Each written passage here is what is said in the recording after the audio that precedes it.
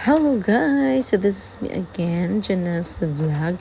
So for today's video is tuturuan ko kayo kung paano ba i-activate ang ating mga atomic card. So last week kasi dumating na itong aking sobre or dumating na kasi yung pinadala ni Ate May sa akin na credit card. So ngayon ko lang siya nagawan ng tutorial. Okay, kung paano ba natin i-activate itong ating mga atomic cards. So, ang first natin na gagawin is syempre, kailangan may application tayo ng Atomi. So, ayan, i-click natin itong Atomi. So, by the way guys, before tayo magpatuloy is hindi pa nakapag-subscribe dito sa aking YouTube channel, please mag-subscribe na kayo at huwag kalimutan i-click ang bell button para maging updated kayo sa mga pinopost ko na mga videos about tutorial and about review. Okay? So, tapos nyo lang ang video na ito para malaman nyo yung mga steps kung paano ba natin i-activate itong ating mga atomic card. Okay, guys? So, let's start!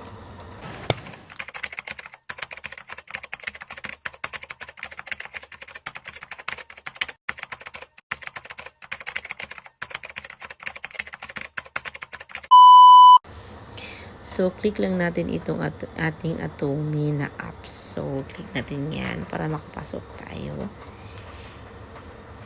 Yan. So, at pagkatapos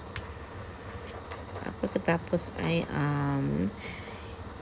itap natin itong card on the home page. Then, select activate card. So, ayan. Itong card, i-click natin ito. Ayan. So, pagkatapos ay select natin itong activate card. So, dito guys, nakalagay dito is successful delivery. Ayan. Naka-green na po siya yung tatlo. And then, dito sa may baba is nakalagay dito is receive your physical card. So, activation will be available after you've received your physical card. In the meantime, your virtual card is ready to use. So, kahit wala pa sa kamay mo guys, or wala pa sa atin yung ating Atomi card, yes, pwede natin gamitin itong ating card kasi may virtual card naman po siya. So, hindi ko siya ginamit, okay?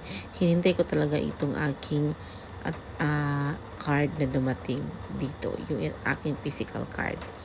So, ayan guys. So, i-activate natin itong ating physical card. So, i-click natin itong si activate physical card. Ayan. So, nakalagay dito is, do you have the card with you?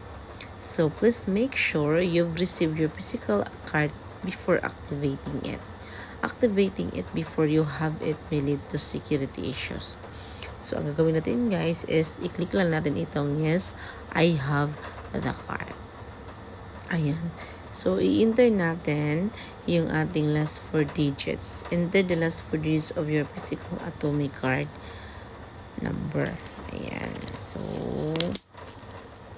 nakalagay dito guys is yung ating physical atomic card.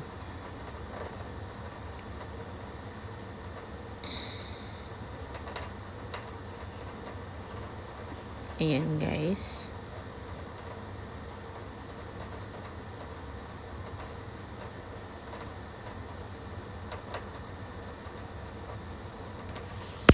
Wait lang guys ha.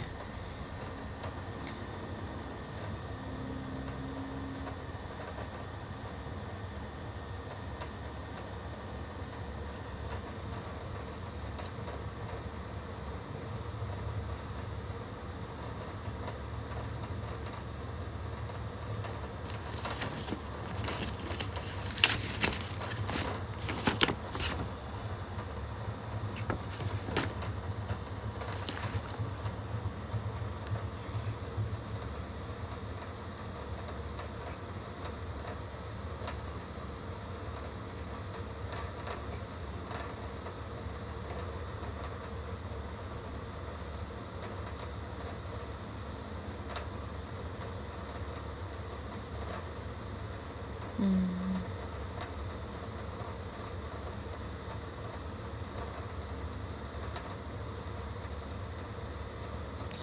169156. Okay, so yung dapat na ilagay mo na 4 digit, last 4 digit number ng card mo guys is nasa back po siya ng inyong Atomy card. So ayan, nilagay ko na yung aking last 4 digit. And then nakalagay dito guys is set new card pin. So a 4-digit card pin is required for offline transaction. To transact offline, insert card, select savings account, and input pin. So if you've forgotten your pin, you will reset it in app. So set pin. So magsaset tayo ng pin dito guys.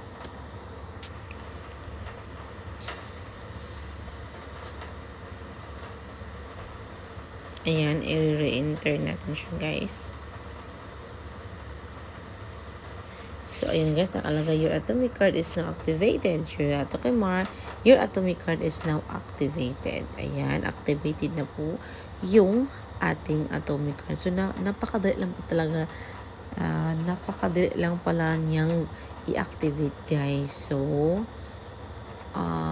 hindi talaga natin mat-activate itong ating card pag hindi pa natin natanggap yung ating physical card. So, need talaga na matanggap muna natin itong ating card bago tayo mag-activate. Kasi, pag nag-activate tayo na wala yung ating card, yes, as security issue daw tayo.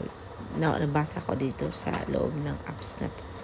So, ayan guys, napakadali lang niyang gawin guys. So, yung aking available spending limit is 4,010 pesos. So, pwede ba po yung mag-increase and then yung may mga promo yung ganun. So, dito lang lahat yan makikita sa ating Atomy application. So, guys, napakadali lang niyang gawin. And I hope na ang video na ito ay nakatulong sa inyo. And then, kung may mga katanungan pa kayo, pwede nyo akong i-message through the comment section below. And then, I promise that I will read and then, of course, magre-reply po ako. Okay, so once again, guys, this is me, Janice Vlog, and thank you for watching this video until the end. Bye, everyone.